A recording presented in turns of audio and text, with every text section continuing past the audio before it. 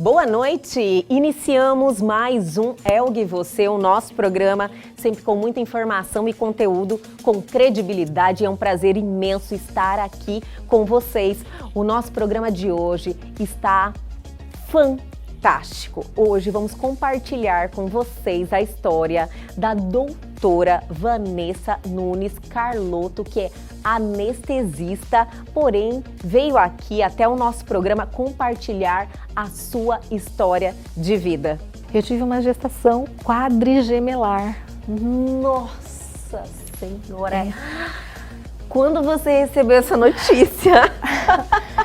Então, logo depois, 2 semanas depois do implante dos embriões, eu fui fazer ultrassom. E quando eu ouvi no monitor do ultrassom, eu já olhei, não vou esconder, eu olhei para a cara do meu colega que... Tá de brincadeira? Eu olhei e falei, não tô acreditando. Fique aqui comigo que o Elgue Você está apenas começando.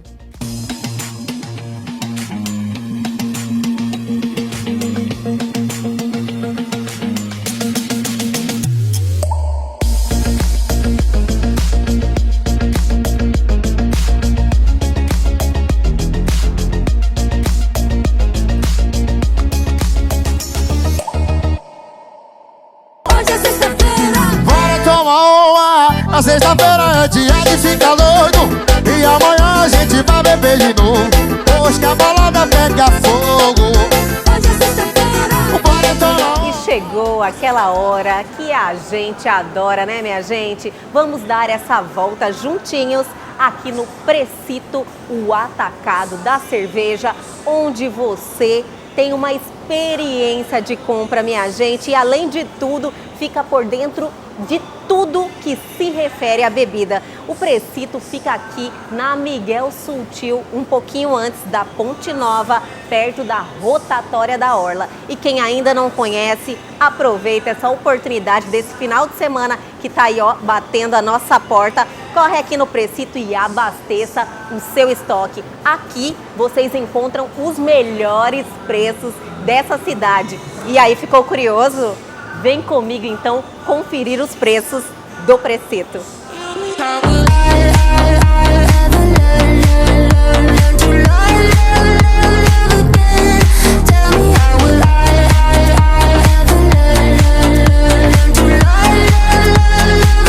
E vamos iniciar mostrando o preço, minha gente, dessa Skol Puro Malte. Você já experimentou? Essa cerveja é deliciosa e unindo com esse preço aqui do Precito, você levanta dessa cadeira, levanta desse sofá e vem correndo aqui para o Precito. No varejo, R$ 34,35 e R$ 35 a caixinha, com 15 unidades, e no atacado, R$ 32,90.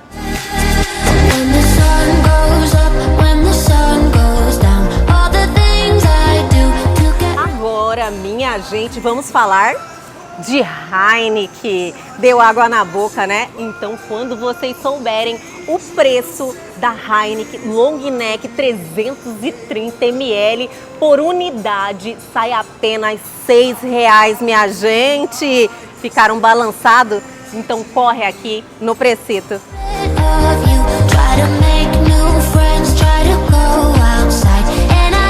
Agora vocês vão cair de costa, minha gente. Beber cerveja sem culpa? Tem como agora. Michelob, apenas 79 calorias. Então, para os amantes da cerveja que estão aí preocupados com o shape, já tem solução. Corre aqui no Precito que a unidade apenas R$ 8,00.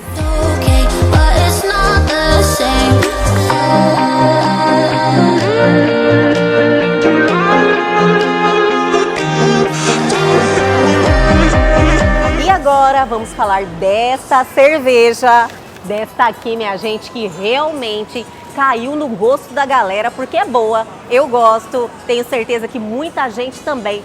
Amistel, e aqui no Precito, caixa com 12 unidades de Amistel, apenas R$ 73,20 é 600 ml.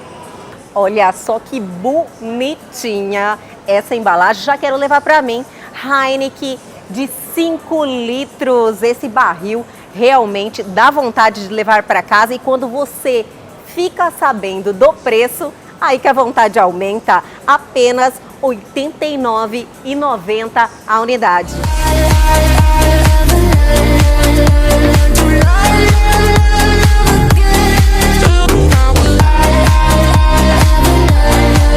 Essa foi a nossa voltinha aqui no Precito, o atacado da cerveja. Mas antes de finalizar, a gente sempre reforça sobre a variedade de bebidas, minha gente. Aqui tem cachaça, aqui tem tequila, aqui tem vodka, tem uísque, tem gin e de vários gostos, vários sabores. Essa loja maravilhosa e vocês encontram de tudo. Então, venha matar sua curiosidade, venha pro Precito e ainda economize no seu bolso.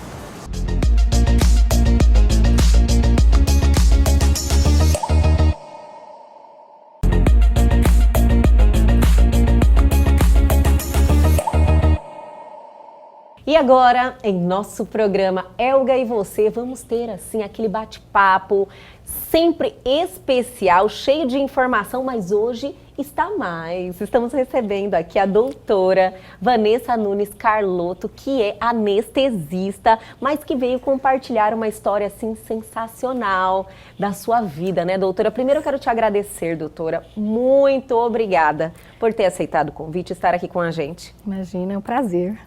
O prazer é todo nosso e ainda com uma história muito, não só interessante, mas que vai ensinar muitas pessoas. Eu acredito que o seu propósito hoje, depois de tudo que aconteceu, é esse. Transmitir informação, né, doutora? Transmitir informação e transmitir fé, esperança, que as coisas sempre elas vão melhorar, né? Com certeza. Doutora, vamos usar o termo mais conhecido, que no caso é mãe atípica, sim, que seria as mamães de o filho ter algum tipo de deficiência, não centralizando uma, mas vários tipos, né, doutora? Sim, nós temos vários tipos de deficiência, sim, né? Independente da causa, né? Podemos ter síndromes, podemos ter consequências da prematuridade, né, que é o caso da minha filha, Pérola, e independente da consequência, né, qualquer situação que, vamos colocar entre aspas, fora da evolução e dos parâmetros considerados o desenvolvimento normal para uma criança, a gente pode considerar como um fator de deficiência, ou as pessoas gostam de usar o termo de mães atípicas, né? Sim. Acho que elas não gostam de falar com deficiência, talvez, né? Colocou atípica, ficou mais... Eu particularmente não me incomodo com o termo deficiência, né? Sim. Porque eu acho que todos nós somos deficientes em alguma coisa. Eu também concordo, né? Eu acho que não existem seres humanos perfeitos, né? Nós temos as nossas deficiências, as nossas inabilidades, não é verdade? E que na maioria das vezes a gente não tem nem consciência disso. Não tem consciência. E hoje eu vejo que a nossa maior inabilidade talvez seja o preconceito de achar que uma criança que não tenha ou porque não anda, ou porque tem alguma dificuldade de fala, sim, ou dificuldade de desenvolvimento intelectual mesmo, ela não possa ser feliz, ela não possa ter uma convivência normal em família. Com certeza. Não é verdade? Acho que a família toda ela se adequa e evolui muito, ao meu ver, assim, pelos contatos que eu já tive com famílias, com mães e pais nessa situação, eu vejo assim que é uma evolução como ser humano maravilhosa. Parece que estão anos-luz na frente. Eu particularmente vejo famílias e famílias, né? Sim. Eu acho uma pena aquela família que não aproveita a oportunidade para evoluir quando nós temos uma criança com alguma inabilidade dentro de casa, né? No meu caso, em especial, eu não vejo, não é um fardo, não é um peso, não é uma tristeza na minha vida e nem na vida da minha família. Muito pelo contrário, os meus filhos são presentes, não é verdade? E eu tenho outras colegas de profissão, colegas realmente pessoais da vida, que não são da mesma profissão que eu, que tem crianças que também têm algum grau de deficiência. E a gente percebe que quanto maior a aceitação, é a resiliência dessa família, maior é a felicidade da criança e também dos pais. Com toda certeza. Acho que não pode haver revolta, não pode haver questionamentos de fé. Acho que as coisas acontecem na vida da gente como deveria ser. Tem algum motivo? Aquilo aconteceu e dependendo da forma como você aceita aquilo, eu acredito que é proveitoso para os dois lados, tanto para a evolução do filho, como a oportunidade de amadurecimento, de evolução para você também. Doutora, o fato de você ser uma médica, a sua profissão, ajudou muito nesse desenvolvimento em relação a essa deficiência dos seus filhos? Sim, eu acredito que sim, no seguinte sentido. Eu tive vários tipos de orientações, né?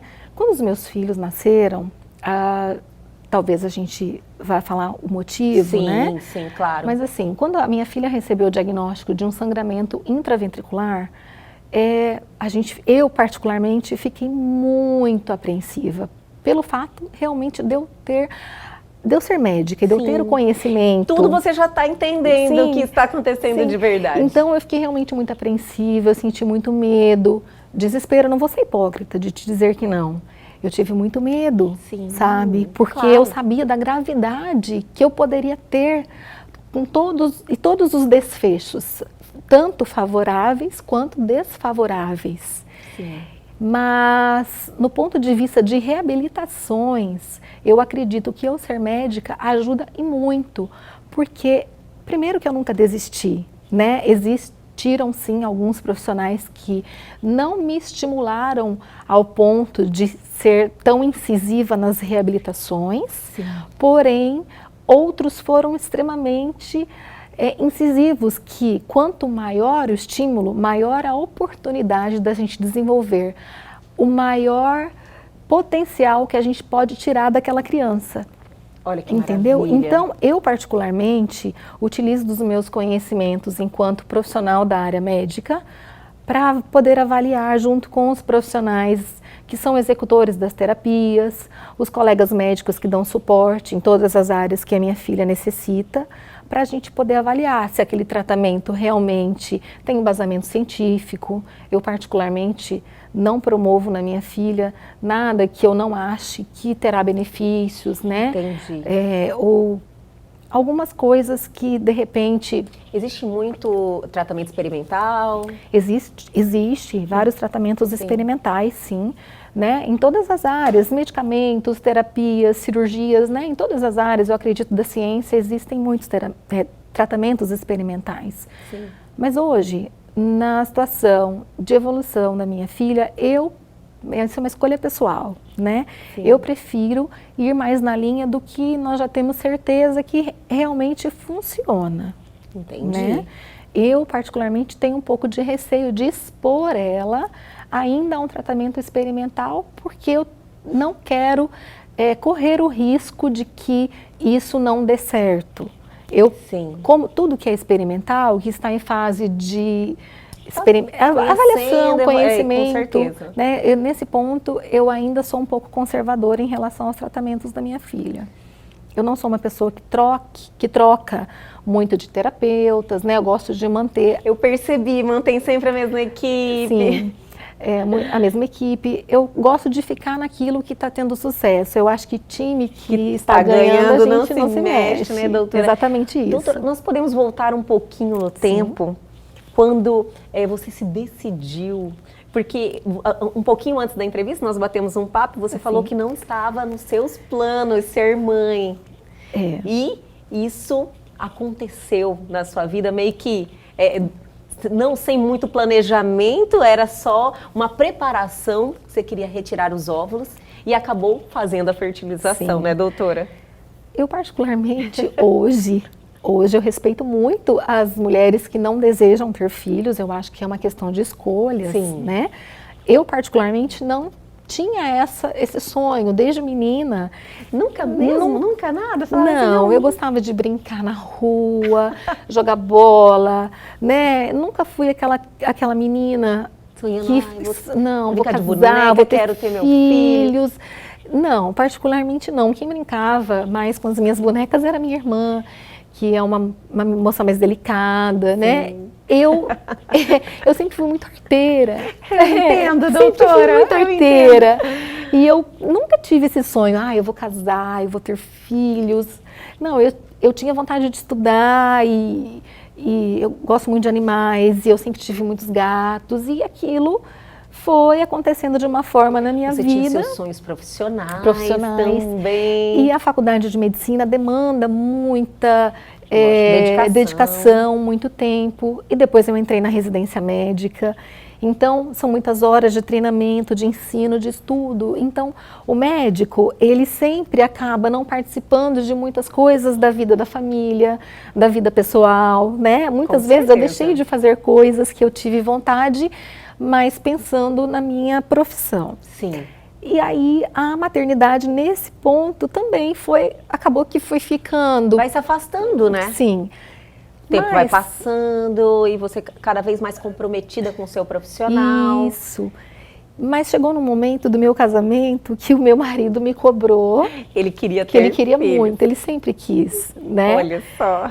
Mas eu achei que tinha alguma coisa que não estava, entre aspas, normal. Porque a gente... você, geneticamente. Comigo, isso. Doutora, eu vou pedir para você segurar aí para nós mantermos a curiosidade dos nossos telespectadores. Eu vou chamar o intervalo, mas é rapidinho, a gente já volta.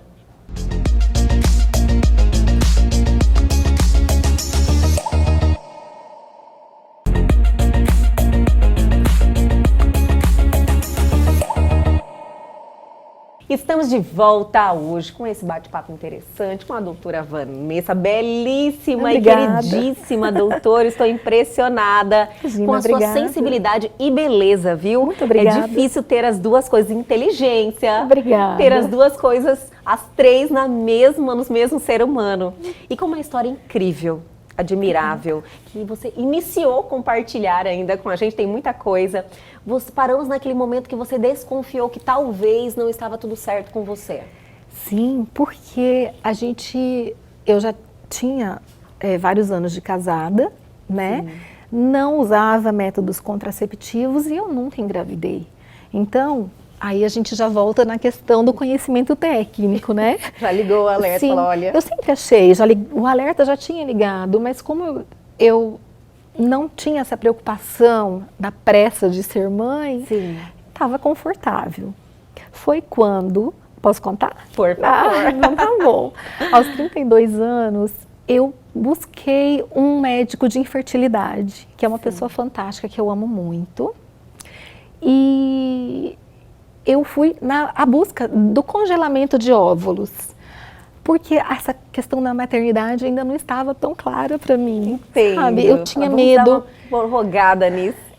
Porque eu estava assim, no auge da profissão, aquela fase de conquistas, né? E eu vivo num ambiente, a minha especialidade, a gente vive num ambiente masculino. Tem mais profissionais anestesistas homens? Hoje, no nosso grupo de anestesia, nós temos, acho que um pouquinho mais de mulher, um pouquinho mais que 50%. Sim. Inclusive, as mulheres estão dominando a anestesia. Sim. Hoje, nós temos mais mulheres saindo ali na especialização e tomando frente da profissão em geral e da especialidade. Sim. Hoje nós vemos mais cirurgiãs mulheres, mais anestesistas mulheres. Olha então, só. As mulheres estão conquistando mesmo seu espaço. Mas quando eu comecei, nós não éramos em maior número, né? Ou talvez ainda existissem um número maior de cirurgiões. Então, é um ambiente difícil também, um ambiente cirúrgico, tem a questão de toda a radiação, né? Porque tem as cirurgias ortopédicas, as imagens, é um ambiente complicado para grávida, né? Então eu fui dando aquela enrolada, prorrogada. Até que, fazendo todos os exames, esse meu colega disse, olha, nós vamos ter que ter uma mudança de planos, porque a ideia de congelamento não vai dar para você. Você tem uma baixa reserva ovariana. Isso quer dizer que eu tinha pouquíssimos folículos, né, óvulos, Olha só. aos 32 anos. Novíssima. Sim, né, teoricamente, as minhas colegas de grupo que procuraram tratamentos e congelaram nessa idade, conseguiram congelar vários óvulos e depois fazer uns embriões, tudo. E eu não, aquilo, então naquele momento já foi assim, um balde de água fria. Por quê? Uma coisa é você não querer engravidar, outra coisa é você não poder. Entendi perfeitamente. E quando aconteceu isso comigo, parece que foi assim, um chacoalhão, sabe? E eu voltei para casa muito pensativa. E agora? O que eu vou fazer? Aí eu fiquei triste, eu fiquei me sentindo muito... nossa, por que será que eu tenho essa dificuldade? E eu já comecei a avaliar que talvez... Acho que eu gostaria de ser mãe, sim. Olha só como é a vida. Sim. Como que uma situação muda tudo. Tudo. Então, eu falei, não, então vamos começar o tratamento.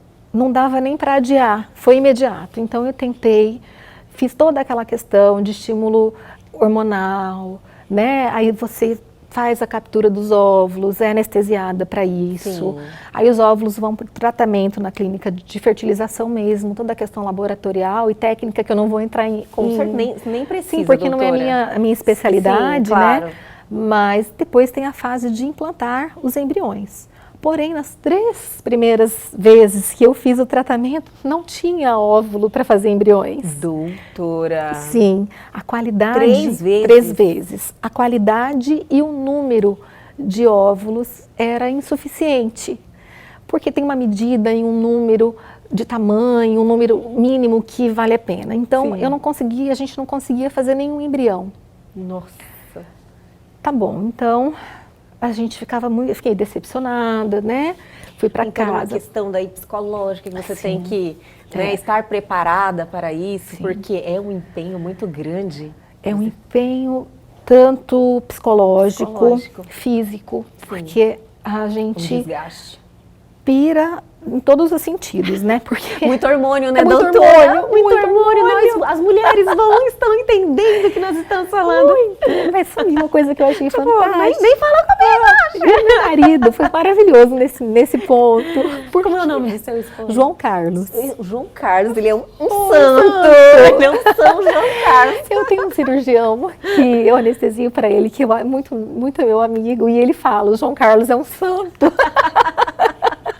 Que bênção, né? Então, nesse ponto, lógico, todo mundo tem seus defeitos, Com né? Mas nesse certeza. ponto eu tive muito apoio. Ele soube entender, eu acho que ele tinha um desejo tão grande de ser pai, que ele soube entender muito essa questão da variação de temperamento, né? A gente certeza. ia assim do céu ao inferno muito rápido. A gente edemacia, você tem dor no ovário, eu só tenho um ovário. Então eu conseguia entender a cada pisada, a cada passo na fase de estimulação folicular, eu tinha dor abdominal. Nossa. Então, assim, foram momentos muito difíceis. Aí nas 3 primeiras vezes não tivemos sucesso. E eu fui tentar a 4ª vez, né? Na 4ª vez deu certo, graças a Deus. Graças a Deus. Mas eu tive uma surpresa. Posso contar a surpresa? Favor. Eu tive uma gestação quadrigemelar. Nossa Senhora.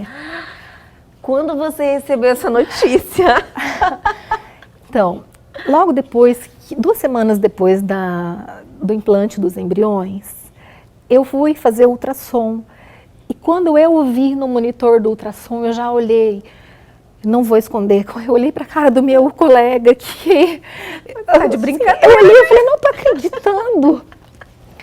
E naquele momento, assim, foi um turbilhão, porque eu, pelo fato de não ser leiga e anestesiologia, a gente tem vários procedimentos em que a gente tem a necessidade de utilizar o ultrassom. Então, a gente tem um certo domínio, a gente tem um pouco de conhecimento nessa área. Sim. Quando eu vi os 4 sacos gestacionais...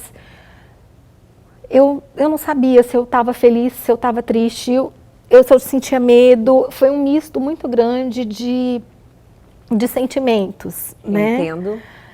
Mas eu fiquei muito feliz, mas você sabe que hoje eu penso que depois de tudo, mesmo depois de tudo, se eu pudesse voltar no tempo, eu me permitiria ser mais leve, menos cobranças. Eu entendo sabe? você. Porque foi um período tão breve, passa tão rápido a gestação, então talvez eu não tivesse tido tanto medo, se eu pudesse me permitir voltar ao tempo. Mas é que, doutora, o amadurecimento que você teve agora, devido a toda a situação na Sim. sua vida, você olhou para lá e falou, olha só, eu deixei de aproveitar uma etapa. Sim, a gente deixa de aproveitar Sim. muitos momentos da vida da gente por medo, né? E vem de novo a questão da profissão. Porque Sempre. sim, É uma responsabilidade é uma muito grande responsabilidade muito grande. Pelo fato de ser anestesista, Sim. estar ali dentro do centro cirúrgico, e um dos hospitais em que eu trabalho é uma maternidade referência para alto risco, nós vemos várias situações, né, de urgências e as gestações múltiplas. Isso não é surpresa, né, é novidade para ninguém, que os riscos eles aumentam. Sim. Então você imagina eu com quadrigêmeos. Então realmente eu tinha muito medo de várias complicações. Sim. Né? Natural. Sim, É, natural. E eu falei, meu Deus, e agora? E então já começou, meu marido ficou felicíssimo, sabe? Imagina, ele quer ter já quatro. E ele não é médico, né? Sim. Eu vou colocar aqui, ele é leigo, entre aspas. A gente brinca, ele é civil. Ele é civil? Adorei. Então, mas eu tinha muito medo, né? Então, eu fui afastada pela obstetra do meu trabalho desde 16 semanas, porque ela tinha medo do peso dos 4 embriões no colo do útero. Então a gente ia fazendo medidas do colo do útero frequentemente, sabe? E a minha gestação eu fiquei de repouso, né? Não saía de casa. Teve realmente um cuidado. Tive um cuidado e Não, e deixa eu te contar, eu engravidei na época da Zika. Meu Deus, doutora! Sim, da Zika. Então, assim, era repelente, manga comprida, assim, todo aquele estresse.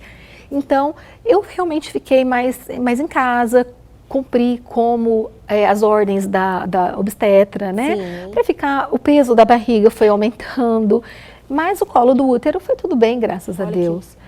Eu tive várias dificuldades. Eu tive hiperemese gravídica, então eu vomitava várias vezes ao dia. Nossa! E até eu sair de licença, que eu estava no hospital anestesiando, às vezes eu estava induzindo uma anestesia, dava vontade de vomitar e... Falou, olha, é melhor tirar umas fériasinhas, né, uma licença. E foi excelente. Então, naquele momento em que eu estava em casa, eu fui... internalizando essa questão e olhando para mim, não mais enquanto profissional somente, mas enquanto mulher, enquanto mãe. E quando a gestação é múltipla, são vários embriões, vários fetos, a gente sente os movimentos mais cedo. Então, antes de 16... Porque são 4, né? São 4. Então... Eu me lembro que já com 16, eu lembro que acho que com 14 semanas, eu fiquei um pouco na dúvida, eu sentia assim a minha barriga mexendo, eu falava, gente, será? Né? Eu falei, tá, mas aí a gente não sabia. E a cada ultrassom era uma dificuldade técnica, eu passava assim 2 horas na mesa de ultrassom, porque tinha que olhar cada neném, cada coração, cada detalhe de cada neném. Então, foi um desafio para mim, desafio para toda a equipe. Então, eu tive Zika, gravidez... Não, eu tive Zika não, desculpa. Eu tive gestação na época da Zika, eu tive uma gravidez quadrigemelar, eu tive hiperemese gravídica, passamos, né? Tive hiperemese gravídica até as 24 semanas de gestação, mas na 25ª semana de gestação, as coisas começaram a mudar. Eu comecei a elevar os níveis pressóricos e ter alterações dos exames, né? Então, eu fui entrando num quadro de hipertensão na gestação. Que é muito complicado. Muito complicado. Ainda mais para uma gestação múltipla. Sim. Né? Então, eu tive um controle, aliás, eu tive um controle bem grande de peso. Eu aumentei 4 quilos apenas. 4 quilos? 4 quilos do peso. Nossa, eu nem sabia que fosse possível engordar somente 4 quilos. E eu comia muito, tá? Eu tinha uma fome enlouquecida. Eu tinha muita fome. Meu Deus. Mas assim, eu engravidei com peso e eu fui até as 25 semanas com 4 quilos a mais. Até era uma preocupação muito grande dessa questão de carência nutricional, tudo, mas eu comia muito. Eu tinha uma qualidade nutricional, mas eu acho que realmente... Não teve o ganho do peso. Eu sempre fui magra, né? Eu sempre fui... Era uma questão física. Estava indo tudo bem, as crianças ganhando peso, foi tudo bem. Mas com 25 semanas, as coisas começaram a mudar. Um dos meus filhos, ele começou a ter alterações do fluxo placentário. Doutora, vamos segurar aí. Eu vou chamar o intervalo e vai ter 3 blocos sim com a doutora Vanessa. Mas não saia daí que a gente já volta.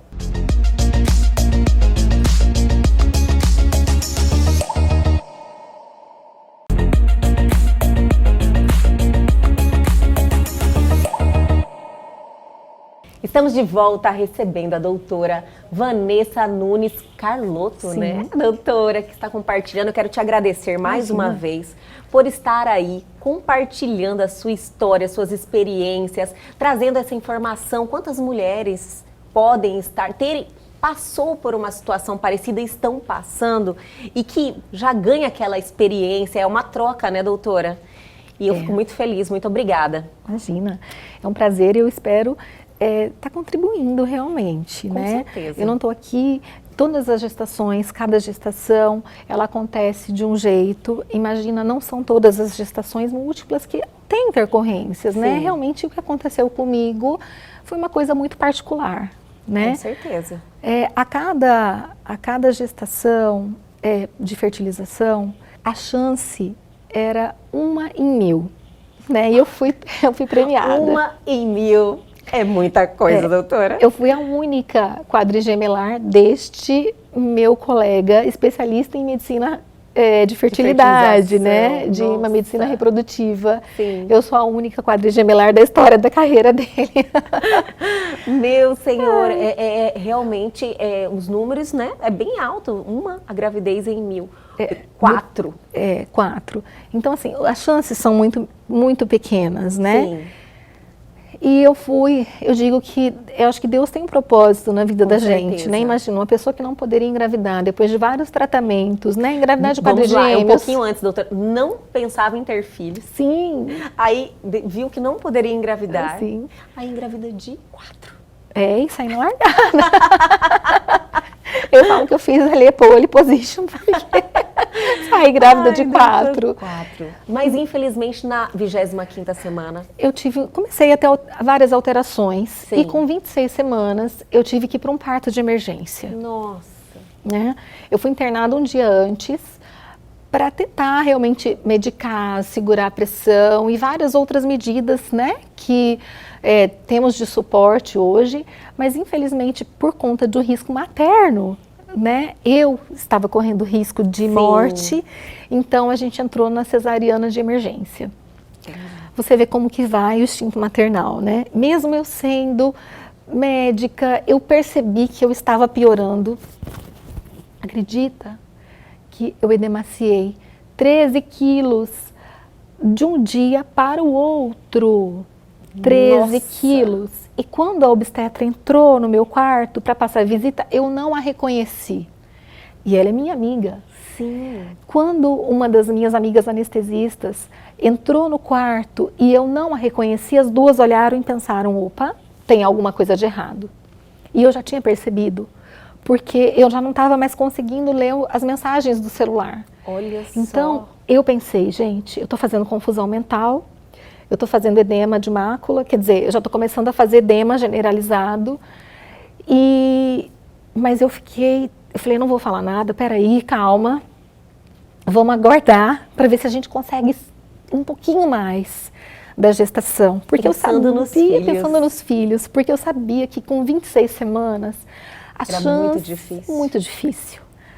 Mas aí chegou num momento em que eu não pude mais opinar, porque naquele momento eu era paciente. Sim, E eu vou te dizer que para o médico é muito difícil ser paciente. sim. Mas fui para o centro cirúrgico. Quando eu cheguei no centro cirúrgico e eu vi 4 anestesistas, eu olhei para cada um dos meus amigos, colegas de grupo que trabalham comigo. Eu pensei, meu Deus, realmente, talvez a minha situação seja uma situação Delicada, alarmante, delicada. E aí, aquele momento, eu entreguei a minha vida aos cuidados de toda a equipe. Graças a Deus, né? E a competência de todos os colegas Com envolvidos, certeza. eu tô aqui hoje. Amém. Amém. Nossa, doutora, você falou algo assim muito importante. Você demorou para entregar, né? Demorei. Você estava operando ali o tempo inteiro. Sim. Mas era uma questão de querer defender os filhos também, né? O instinto maternal. O instinto maternal de Sim. querer defender os filhos. E também acho que a minha subespecialidade é uma especialidade que a gente é muito no controle, né? O anestesista, ele tem controle dos medicamentos, controle de várias coisas ali dentro do processo cirúrgico. Então, naquele momento que eu vi que eu não tinha controle de nada, eu pensei, não, espera, aqui eu tô como paciente e eu entreguei, porque eu também cheguei à conclusão que não tinha mais o que fazer e também cheguei num Era grau... o melhor caminho também. E eu já estava assim, com confusão mental, eu não tinha mais condições de opinar e eu fui. O João Francisco, meu filho, infelizmente nasceu em óbito. Sim. A Safira foi para a UTI e a Pérola e o João Antônio também. Eles nasceram, Pérola e Safira, com 800 gramas, João Francisco com 540 gramas e João Antônio com 740 gramas. Muito pequenos. Muito pequenininho. Né? Muito pequenos.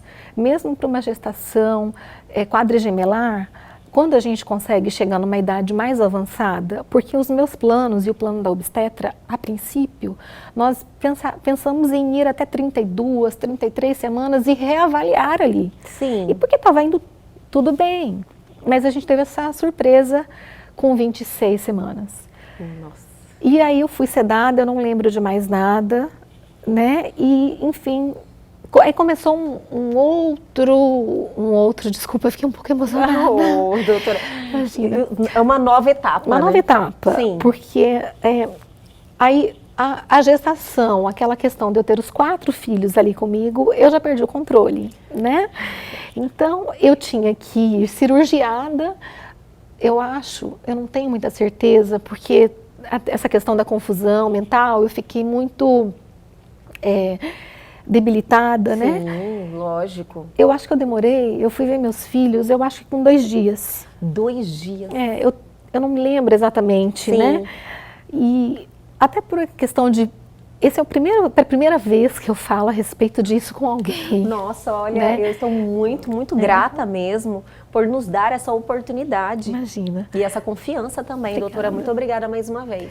É uma questão muito difícil, Sim. né? Muito delicada, porque a gente revive, né? Várias Com emoções, certeza. tudo. Enfim, eu fui cirurgiada visitar as crianças na UTI. E eu me lembro que quando eu cheguei e eu vi o tamanho das crianças, eu me desesperei novamente, porque eu vi que eles eram completamente vulneráveis. Sim. E eu comecei a fazer um raciocínio, enquanto médica, profissional, a médica de novo. novamente, pensar nas chances de sobrevivência, de complicações, tudo. Em resumo, que as crianças eles foram um compêndio de complicações, um compêndio, um livro de pediatria. Tudo que poderia ter acontecido, aconteceu ali com os meus filhos. 15 dias depois, infelizmente, a Safira, ela faleceu de sepse. E eu continuei mais até 120 dias de internação, até que Pérola, que foi de alta uns 10 dias antes, e depois o João Antônio foi de alta. E eles foram de alta com oxigênio, em home care. Sim. Então nós ali fomos passando por fases, né? Uma vitória a cada dia, né, doutora? Sim, e as mães de prematuro, aí as mães que estão com filhos em UTI prematuros extremos vão se identificar, porque a cada dia de visita, a cada grama que você ganha de peso é uma vitória, e a cada grama que você perde é uma derrota. Sim. E você se sente derrotado ali, porque se você pudesse dar a sua vida no lugar do seu filho, você passaria por tudo aquilo que a criança, um bebezinho, está passando. Sim. Né? Então são muitos momentos difíceis. Eles passaram por cirurgias cardíacas, os dois, cirurgias da retinopatia da prematuridade. E a minha filha, com 4 semanas de vida, ela teve uma hemorragia intracraniana, em decorrências de vários acontecimentos ali relacionados à prematuridade. Sim. E aí já foi mais um outro momento de tensão, porque eu sabia que isso era muito grave. Sabe? Olha, o conhecimento é complicado, né, doutora? Você sofre muito mais. Eu digo que talvez, acho que a ignorância do conhecimento te dá mais leveza e mais coragem. Isso. Nesse momento, o conhecimento técnico, ele te atrapalha muito.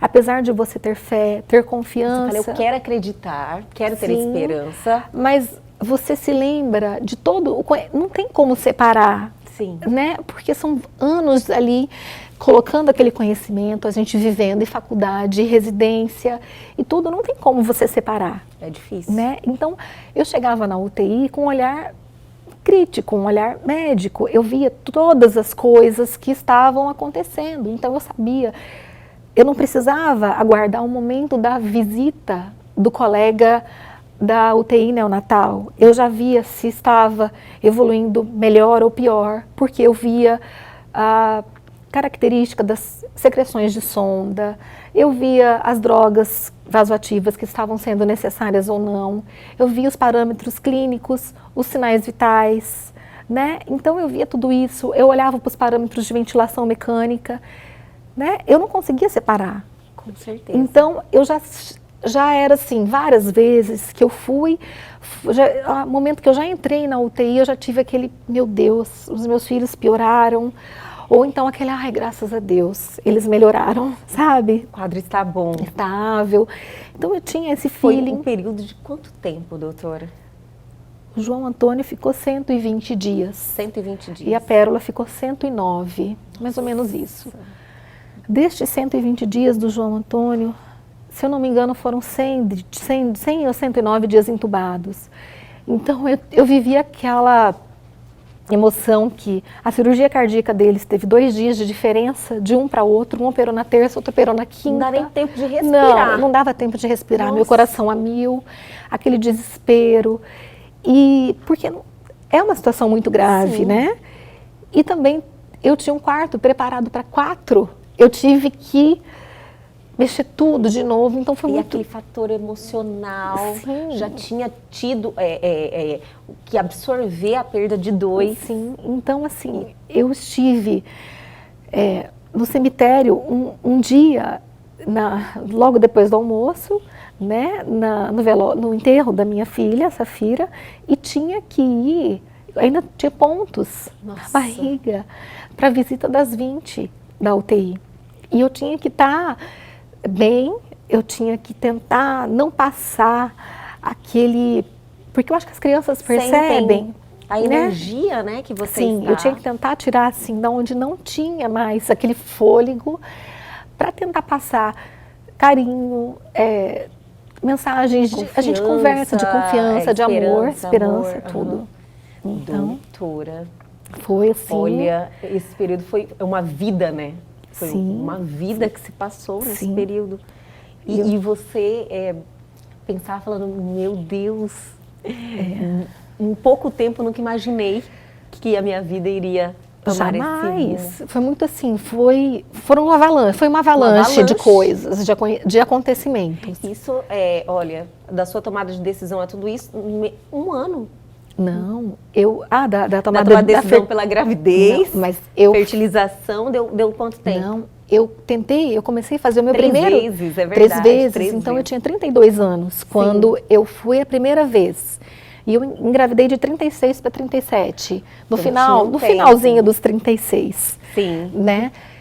E então, aí eu tinha também medo, porque eu falava, gente, 36 anos, quadrigemelar, né? As chances de intercorrências existem, sim. Enfim, tudo aconteceu. Não passou tanto, normal até os 35. Que tipo, Hoje, os médicos falam. Hoje a gente vê cada vez hoje mulheres mulher de 40, 47. 42. Isso, já teve uma médica obstetra, aqui ela falou que já mulher engravidou com 47 anos. E teve uma gravidez tranquila. Então, assim, cada vez com a tecnologia as coisas vão evoluindo. 36 você ainda estava novíssima. Sim, eu me considerava, né? Assim, me achando. Ela tá ótima, né? Mas a gente tem que lembrar que a mulher tem essa desvantagem frente ao homem, né? Os espermatozoides são produzidos. Prazo de validade, diríamos assim, diariamente, né, doutora? Isso. E os nossos óvulos, não, eles nascem com a gente, né? Então, a cada ano, a gente reduz a quantidade de óvulos e eles vão ficando mais velhos. Sim. Então, mas apesar disso, de toda a dificuldade de engravidar, os meus embriões, eles tinham uma qualidade boa. Os embriões, os únicos que eu consegui na época da fertilização. Sim. Então, eu tive esse prêmio, essa sorte de que, na única vez que eu consegui embriões, eles tinham uma qualidade muito boa. Que maravilha. Porém, eu não tinha condições uterinas boas. Eu tinha um endométrio fino, eu tinha outras situações que talvez não fossem de sucesso. Mas, graças a Deus, eu consegui engravidar, né? Hoje, eles estão com 5 anos. Eles fizeram 5 anos, dia 14 de maio. Olha, pouco tempo, poucos dias. Sim, poucos dias. Tem um mês. Um mês. Olha só, 5 anos. 5 anos. Então, hoje eu tenho um casal, João Antônio Pérola. João Antônio Pérola. Que eu tenho certeza que são um presente, como você já falou várias vezes na sua vida. E o que você diria hoje, olhando para toda essa situação? Você adaptou toda a sua vida a eles para tentar trazer o mais possível de uma normalidade na vida de vocês, né? Ele chegou para a vida de vocês e vocês se adaptaram. E você falou uma coisa no início da entrevista que eu achei assim interessantíssimo. Falou, não me atrapalha em nada. Não, hoje eu tenho uma vida normal. Normal. Sim, eu trabalho normalmente, tenho a minha vida profissional.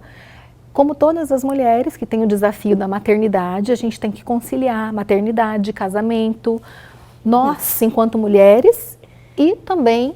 Ainda mais você é uma médica. Sim, então eu tenho um horário, a minha especialidade, nós temos horários um pouco complicados. Sim. Né?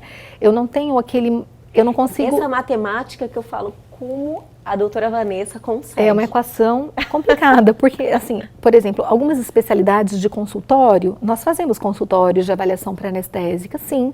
Temos consultórios na nossa especialidade, mas a maioria do nosso tempo é dentro de centro cirúrgico, clínicas de exames, centros de imagem. Sim. Então, eu tenho um ritmo de trabalho muito intenso, não é verdade? Com certeza. E nesse ritmo de trabalho, eu coloco ali também a minha maternidade, encaixando.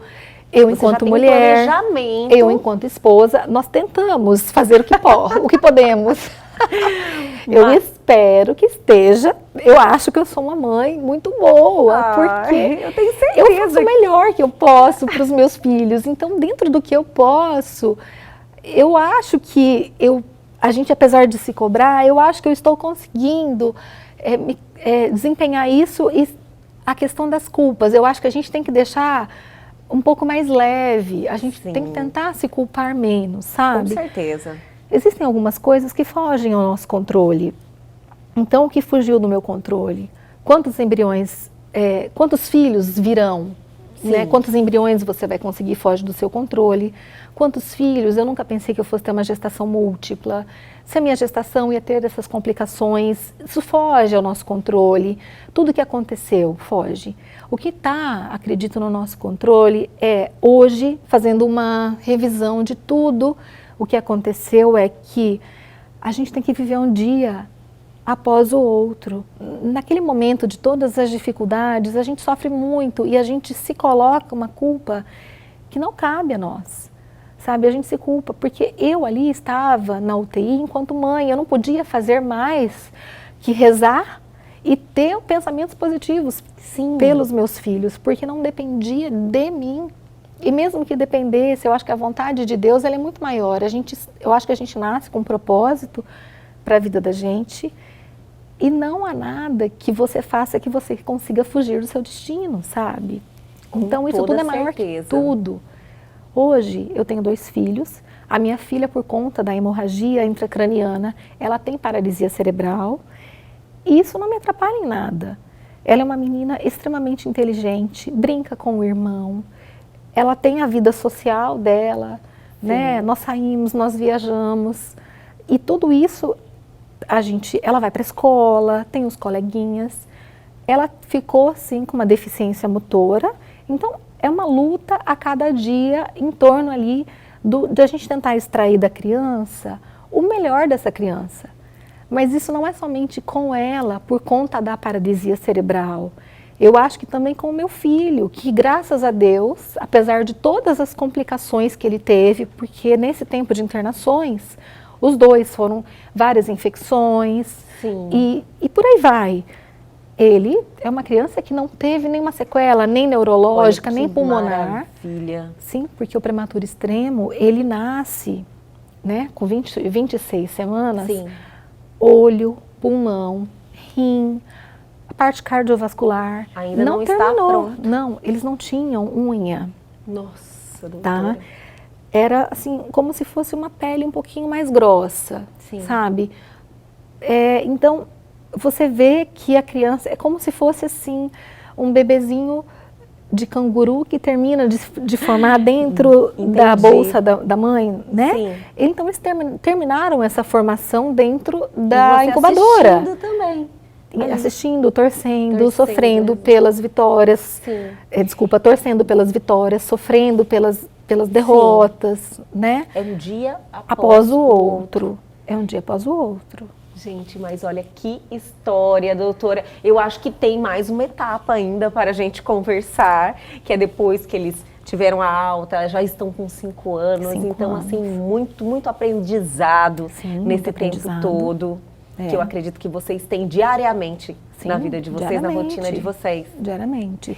Mas eu tenho certeza que o seu esposo contribui bastante, né, doutora? Então, meu esposo é um pai maravilhoso. É um pai maravilhoso. Assim, acho que ele realizou tudo o que ele queria na vida, que é a questão dos filhos. Sim. Então, eu acho que às vezes ele é um pai, eu coloco. Eu imaginei, porque às vezes as mães que estão nessa situação, se você for fazer aí uma vistoria, você vê que elas se sentem um pouco desamparadas. Sim. Né? E a importância que isso tem, quando você tem esse amparo, tem a parceria do marido, deve fazer toda a diferença. Toda a diferença. E o meu marido, ele sempre foi mais resiliente que eu. Eu digo que parece que ele sempre foi uma pessoa mais evoluída, ou mais madura, eu não sei, apesar de nós não termos diferenças de idade. De você ser médica também. Sim. E ele levava numa situação assim, olha, o que for para ser nosso, Deus vai providenciar. Então, calma, vamos viver um dia de cada vez. Nós amamos os nossos filhos. Olha, que maravilha. E vamos resolver uma questão de cada vez. Né? Então, ele levava muito mais leve. Eu era um pouco mais desesperada por aquela questão do controle. Eu queria controlar muito, né? Mas hoje eu vivo assim, um dia de cada vez. Eu tenho a oportunidade de vivenciar 2 milagres a cada dia dentro da minha casa. Então, eu te digo que eu sou uma pessoa privilegiada. Sim. Porque cada evolução dos meus filhos, e principalmente da minha filha, né, que ela tem uma deficiência. Hoje, o desenvolvimento intelectual está bem, assim, compatível com as crianças prematuras, mas dentro da idade, mas ela tem, sim, a deficiência motora, né? Então, a gente está naquela fase de reabilitações, e eu sei que as reabilitações serão eternas, sempre. só vão mudar as fases. Então, eu faço a analogia que a gente está num videogame, que a gente vai vencendo e zerando cada fase. Sim. Mas hoje, isso para mim é mais leve. Eu não vou ser hipócrita de dizer com você, e inclusive eu quero dividir com as mães, que também são mães de crianças, independente se for por síndrome, se for por hipóxia, se for por alguma intercorrência de nascimento de parto normal, ou se for por prematuridade, independente da causa, as mães que têm crianças que têm algum grau de deficiência, mas que elas têm que olhar o filho delas e não comparar com outras crianças. Com toda certeza, Meu filho, doutora, que não teve nenhuma sequela, eu, pelo fato dele ser prematuro, eu já não posso compará-lo com outras crianças da mesma idade, porque no começo, principalmente, demora mais para andar, demora mais para falar, e a gente, querendo ou não, acaba comparando sempre com um sobrinho, um priminho. Meio que natural, mas tem que ter essa atenção para não fazer essa comparação. Sim, porque a cada vez que a gente compara, a gente sofre. Sim. Entendeu? Mas eu sabia que, pelo fato da prematuridade extrema, eles teriam um desenvolvimento, um delay, sabe? Mas hoje eu estou muito satisfeita com tudo, depois de tudo que aconteceu, eu estou muito satisfeita com como estão os meus filhos hoje, sabe? Olha que maravilha, Sim. que notícia boa. Sim, então assim, eu acho que as mães, elas não podem... Eu sei que a gente se desespera, a gente se cobra, a gente chora, né? Parece que nada está dando certo, mas depois que tudo passa, o que eu tenho para te dizer é que eu acho que a gente tem que descansar o nosso coração, porque as coisas vão acontecendo independente do que a gente pode não desejar. A gente pode até não desejar, mas se aquilo tiver que acontecer, ele vai acontecer. Então, o que a gente tem que fazer é acalmar o nosso coração e proporcionar para os nossos filhos o que a gente pode de melhor. Sim. Então, o que eu proporciono para eles hoje, eu tento dar para eles o máximo de qualidade de mãe, sabe, da presença da mãe nos momentos em que eu estou em casa, porque o meu marido, eu falei que ele é pai, porque ele não é médico, ele tem mais tempo que eu, então ele tem horários comerciais. Quantas vezes eu saí de casa e os meus filhos não tinham acordado e eu voltei para casa e eles já estavam dormindo. Então, ele acaba...